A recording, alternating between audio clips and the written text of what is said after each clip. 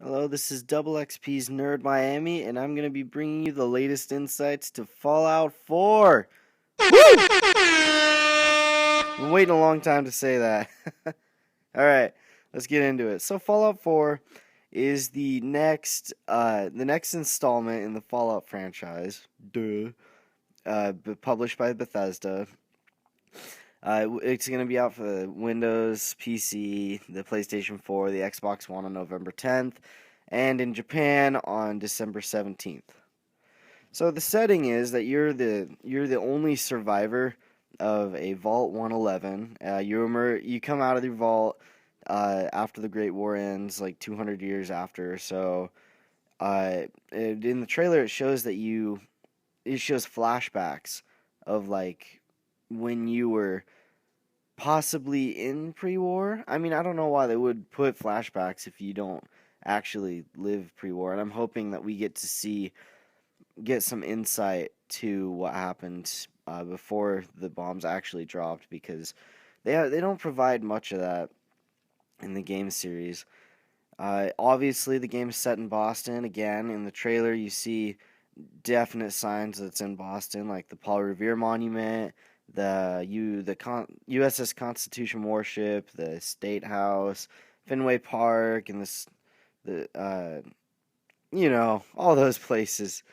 We know we know it's Chicago, Boston, Chicago. I wish it was in Chicago. My bad. Anyway, so one cool feature that I'm so excited is the names. I don't remember how many. I could be completely and totally off, but from what I remember, it was like 2,000 names, I think. Yeah, they put 2,000 names in the system and voice acted all of them to say it in the game. That's just exciting. And also in the trailer, the lone survivor talks. I don't know if that's going to be like a Mass Effect sort of cinematic talking experience, but God, I hope not. Anyway, so building your own settlements and buildings.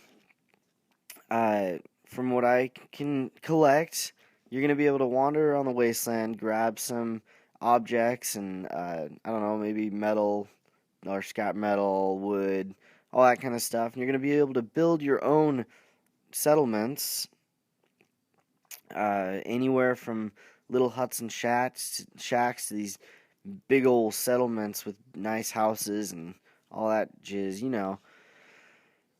Uh, from what I've heard, towns can be powered with working electricity and use a power line system with water pumps and all this nice stuff, and have merchants come by. If that's true, man, there's going to be a Megaton 2 near Boston in the year 20 blah blah blah, whatever year this is. Uh, Also, no level cap. That's another thing I'm really excited for. That's one thing that bothered me, and actually not just Fallout, but most of Bethesda's games in general. Uh, there's a level cap, and the game, I like being able to play these games forever and just not stop. They fixed it with Skyrim when they added the legendary skill sets that you could, like, I don't know, prestige your skills, I guess.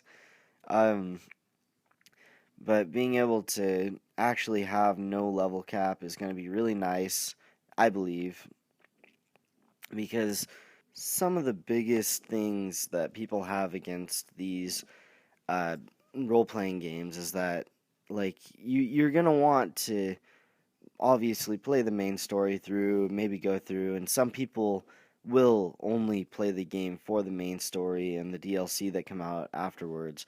Then they'll put the game down. But what most gamers will do, honestly, is they're going to pick up the game when they go to GameStop.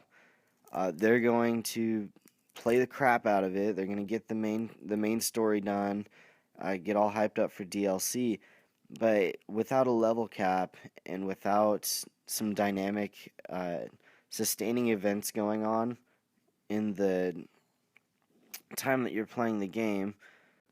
Sorry, I just got a text. Anyway, yeah, like most gamers are going to pick it up and they're going to want to play it for a long time. And without a level cap, without with a level cap on and without significant uh, side quests that you can't do, or even just little tiny things like in Skyrim. I know I keep going back to Skyrim. I apologize. I love this game, okay? It's my baby. So, in Skyrim, they weren't amazing, but they had these little tiny little events that you could do. Even you could do everything in Skyrim. You could do absolutely anything you wanted, kill everybody, and there would still be something for you to do. While those things may not be significant in any way, shape, or form, there's still something to do in the game. And once they added the legendary thing, level cap got erased, and it renewed the game for me, honestly. Like, I was able to actually go back into Skyrim and play it again, even after, what has it been now? It's 2015. That's almost 5 years since it's been out, and I'm still having fun with it because they fixed it like that. So, if Fallout 4 has no level cap, and the I have heard that the skill system they set up is it's really intricate and it's really pristine, and they really worked hard on it. They knew what they were doing. I trust them. That's Bethesda. I'm really excited to see how it goes because I have yet to find like a role playing game where I can just play and play and play and play and play and just not stop ever. Because that's honestly what I would like to do some of the times. So let's see. I'm just gonna free roam this one. So differences between Fallout, actually, you know what? Like, okay, so Fallout 3, Fallout New Vegas, Fallout 4. Obviously, I have not played Fallout 4 at all, and so I won't. I mean, I don't really know exactly what I'm talking about, but I think I've got a pretty good idea in my head. I've watched enough of the gameplay and I've watched enough of the announcements. I think I got it down mostly.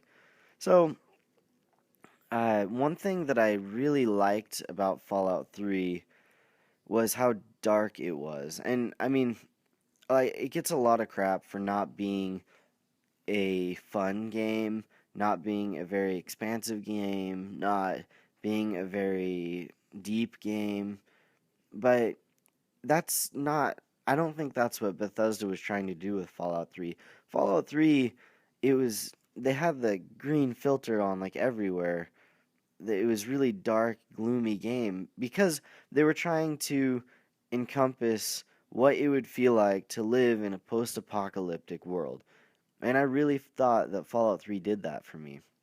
It was That's why I liked it more than New Vegas, is because it actually felt like I was trying to struggle to survive in the wastes. Now, in Fallout New Vegas, I didn't have that same issue. I love Fallout New Vegas, don't get me wrong. It is one of my absolute favorite games, but it's not as fun as Fallout 3 in my opinion because it is a little bit too easy. The coloring, it's all a little bit too happy for me. That may have been what they were going for. No hate. It just wasn't me. I hope I've seen the graphics that they've put in Fallout 4, extremely realistic. I enjoy that, but I hope that they keep the. I hope that they bring back a more dark, sinister feel to the series, kind of like in Fallout 3, because I really missed that aspect. I mean, I'm playing Fallout New Vegas a lot nowadays, and I love playing this game, but it's just I don't feel like I'm in any sort of imminent danger like in Fallout 3 when I was literally turning a corner every other minute and wondering is there gonna be a mine around that corner? Uh, is there gonna be a raider or a super mutant behind that corner? Or I don't know. It just doesn't feel depressing enough. And I know that's weird. When you're gaming, you don't want to be depressed all the time, but that's what Fallout's about. It's about living in a post-apocalyptic wasteland, trying to survive, and I mean, it's not really about the fun, you know? Well, I'm reaching the end of my time, so I'm gonna head out. Thank you for listening. Like and subscribe. Have a good day.